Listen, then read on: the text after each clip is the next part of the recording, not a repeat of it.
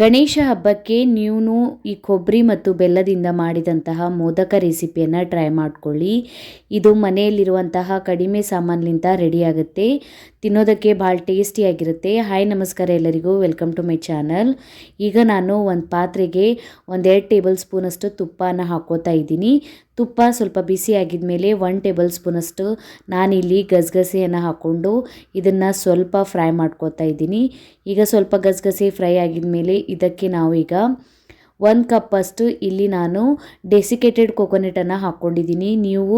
ನೀವು ಹಸಿ ಕೊಬ್ಬರಿಯನ್ನು ಹಾಕ್ಕೊಳ್ಬೋದು, ಇಲ್ಲ ಅಂದರೆ ಒಣ ಕೊಬ್ಬರಿಯನ್ನು ನೀವು ಗ್ರೇಟ್ ಮಾಡಿಕೊಂಡು ಹಾಕ್ಕೊಳ್ಳಿ, ಅದನ್ನು ಟೇಸ್ಟ್ ಸೂಪರ್ ಆಗಿರುತ್ತೆ. ಈಗ ಸ್ವಲ್ಪ ಕೊಬ್ಬರಿಯನ್ನು ನೀವು ಫ್ರೈ ಮಾಡ್ಕೊಂಡ್ಬಿಟ್ಟು ಅದಕ್ಕೆ ನಾನಿಲ್ಲಿ ಅರ್ಧ ಕಪ್ಪಷ್ಟು ಬೆಲ್ಲನ ಹಾಕ್ಕೊಂಡು ಇದನ್ನು ಬೆಲ್ಲ ಕರಗೋವರೆಗೂ ನಾವು ಮಿಕ್ಸ್ ಮಾಡ್ಕೊಳ್ಬೇಕು. ಈ ಥರ ನೋಡಿ ಕಲರ್ ಚೇಂಜ್ ಆಗಿಬಿಡುತ್ತೆ ಮತ್ತು ಬೆಲ್ಲ ಎಲ್ಲ ಕರಗೋಗಿದೆ.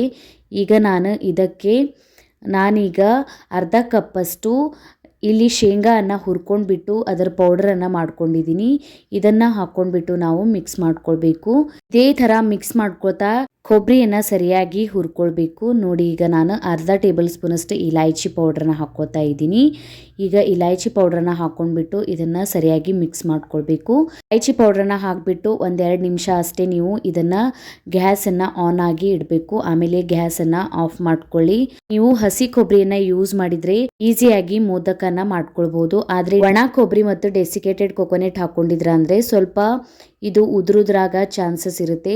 ಅದರ ಸಲಕ್ಕಾಗಿ ನೀವು ಈ ಥರ ಸ್ವಲ್ಪ ಉದುರಾಗಿತ್ತಂದರೆ ನೀವು 1-2 ಟೇಬಲ್ ಸ್ಪೂನಷ್ಟು ತುಪ್ಪ ಹಾಕ್ಕೊಂಡು ಇದನ್ನು ಸ್ವಲ್ಪ ನೀವು ಮೆತ್ತಗೆ ಮಾಡ್ಕೊಳ್ಳಿ.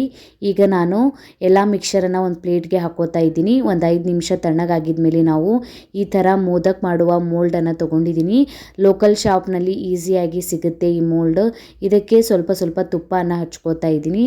ತುಪ್ಪನ ಹಚ್ಕೊಂಡ್ಬಿಟ್ಟು ನಾವು ರೆಡಿ ಮಾಡ್ಕೊಂಡಿರುವಂಥ ಕೊಬ್ಬರಿ, ಬೆಲ್ಲ ಮತ್ತು ಮಿಕ್ಸರನ್ನು ಈ ಮೋದಕ್ ಮೋಲ್ಡ್ಗೆ ಹಾಕಿಬಿಟ್ಟು ಬೆರಳಿಂದ ಒತ್ಕೋತಾ ಈ ಮೋದಕನ್ನು ತೆಕ್ಕೊಳ್ಬೇಕು. ನೀವು ಈ ಮಿಕ್ಸರ್ಲಿಂದ ಲಡ್ಡುನೂ ರೆಡಿ ಮಾಡ್ಕೊಳ್ಬೋದು. ಈಸಿಯಾಗಿ, ಟೇಸ್ಟಿಯಾಗಿ, ಹೆಲ್ದಿಯಾಗಿರುತ್ತೆ.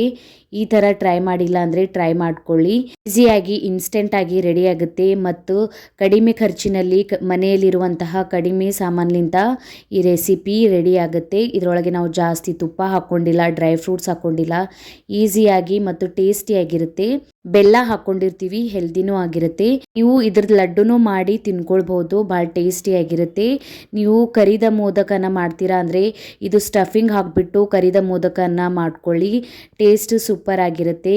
ಇದರಲಿಂದ ನೀವು ಕರ್ಜಿಕಾಯಿ ಏನು ಬೇಕಾದ್ರೂ ಮಾಡ್ಕೊಳ್ಬೋದು, ಟೇಸ್ಟ್ ಸೂಪರ್ ಆಗಿರುತ್ತೆ. ಟ್ರೈ ಮಾಡಿ ನೋಡಿ. ಈ ಥರ ಟ್ರೈ ಮಾಡಿಲ್ಲ ಅಂದರೆ ಈಸಿಯಾಗಿ ಮೋದಕ ರೆಡಿ ಆಗುತ್ತೆ. ನೀವು ಈ ಮೋದಕ ರೆಸಿಪಿಯನ್ನು ಗಣೇಶ ಹಬ್ಬಕ್ಕೆ ಟ್ರೈ ಮಾಡ್ಕೊಳ್ಳಿ. ವಿಡಿಯೋ ಹೇಗೆ ಅನ್ನಿಸ್ತಂತ ಕಮೆಂಟ್ ಒಳಗೆ ತಿಳಿಸಿ. ವಿಡಿಯೋ ಇಷ್ಟ ಆಗಿತ್ತಂದ್ರೆ ಒಂದು ಲೈಕ್ ಮಾಡಿ, ಫ್ಯಾಮಿಲಿ ಮತ್ತು ಫ್ರೆಂಡ್ಸ್ ಜೊತೆ ಶೇರ್ ಮಾಡ್ಕೊಳ್ಳಿ. ಇದೇ ಥರದ ವೀಡಿಯೋಸನ್ನು ನೋಡೋಕೆ ನನ್ನ ಚಾನಲನ್ನು ಸಬ್ಸ್ಕ್ರೈಬ್ ಮಾಡ್ಕೊಳ್ಳಿ, ಬೆಲ್ ಐಕನನ್ನು ಪ್ರೆಸ್ ಮಾಡ್ಕೊಳ್ಳಿ. ನಾ ಹಾಕಿದ ವೀಡಿಯೋಸ್ ನೋಟಿಫಿಕೇಷನ್ ನಿಮಗೆ ಸಿಗುತ್ತೆ. ನನ್ನ ಇನ್ಸ್ಟಾಗ್ರಾಮ್ ಮತ್ತು ಫೇಸ್ಬುಕ್ ಪೇಜಿಗೂ ಫಾಲೋ ಮಾಡ್ಕೊಳ್ಳಿ. ಲಿಂಕನ್ನು ಡಿಸ್ಕ್ರಿಪ್ಷನ್ನಲ್ಲಿ ಕೊಟ್ಟಿರ್ತೀನಿ. Thank you.